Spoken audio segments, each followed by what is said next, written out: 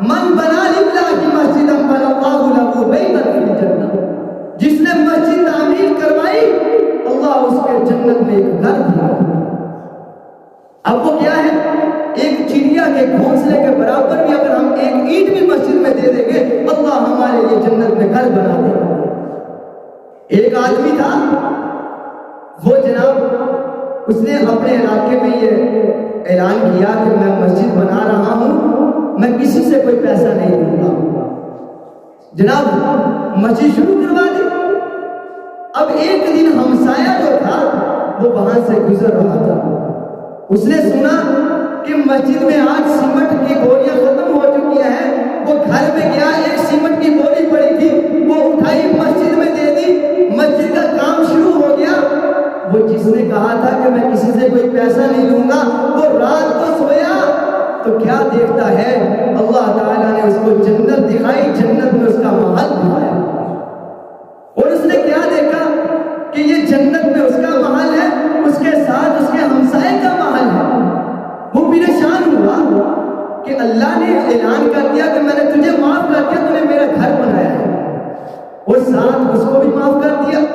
اب وہ صبح کو اٹھا، ہمسائے کے پاس گیا، اے ہمسائے تو نے کون سا ایسا کام کیا نیکی کی کہ اللہ نے تیرے لیے بھی وہاں پہ محل تیار کر دیا؟ اس نے کہا کہ میں ایک دن یہاں سے گزر رہا تھا، ایک سیمنٹ کی بوری میں نے مسجد کو دی تھی، اس بوری سے اللہ تعالیٰ نے مجھے یہ انعام عطا کیا۔ اب وہ کیا کہنے لگا؟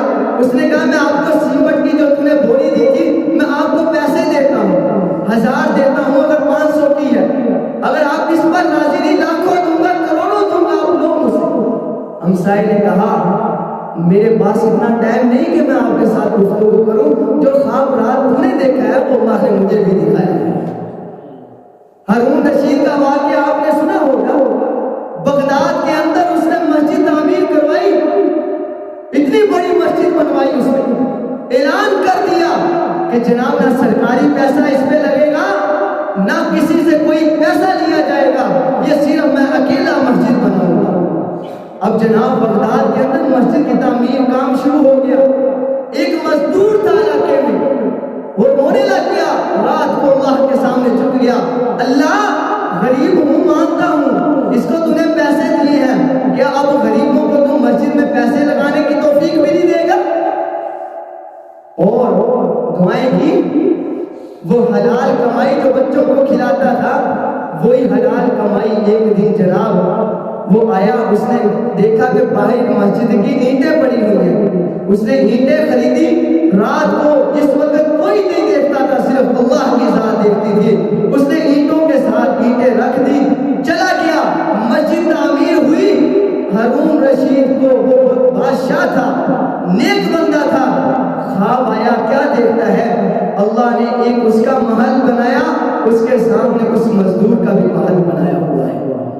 اس نے کہا جب وہ اپنے محل میں گیا، پھر باہر نکلا تو دوسرے محل میں جانے لگا، وہاں دروازے پہ چوکیدار کھڑا تھا، اس نے کہا تو اس محل میں نہیں جا سکتا۔ اس نے کہا کیوں؟ کہنے لگا یہ تیرا نہیں، یہ تو فلاں مزدور کا ہے۔ اس نے کہا میں وقت کا بادشاہ ہوں، مجھے تو اجازت ہے میں جس کے مرضی محل میں چلے جاؤں۔ آگے چوکیدار نے کہا تو دنیا میں بادشاہ ہے، آخرت میں بادشاہ اللہ کی ذات ہے۔ تو عزیز دوستو وہ آیا، جب اس کی آنکھ کھلی صبح کو، اس نے کہا اس مزدور کو میرے پاس لے کے آؤ۔ مزدور کو لے کے آئے، اس نے کہا کہ تو نے کون سی نیکی کی ہے؟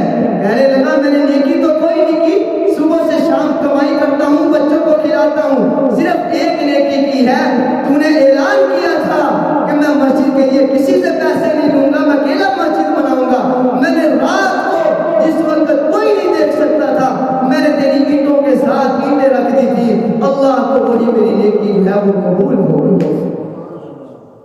آج لوگ 40-40 لاکھ روپے، 40-40 ہزار جو ہیں ایک ڈھول والوں کو، لائٹوں والوں کو دے سکتے ہیں شادیوں پہ، اگر مسجد کی باری آئے تو مسجد میں 500 دے کر پتہ نہیں کتنا احسان جتاتے ہیں۔ اور بھائیوں یہ جو دولت ہے جو مسجد کو دو گے یہ کبھی ختم ہونے والی نہیں ہے۔ وہ دولت جو آپ اپنے گھروں میں خرچ کرتے ہو، وہ دولت جو شادیوں میں خرچ کرتے ہو، وہ خدا کی قسم دنیا میں رہ جانے والی ہے. مسجدوں میں لگ جائے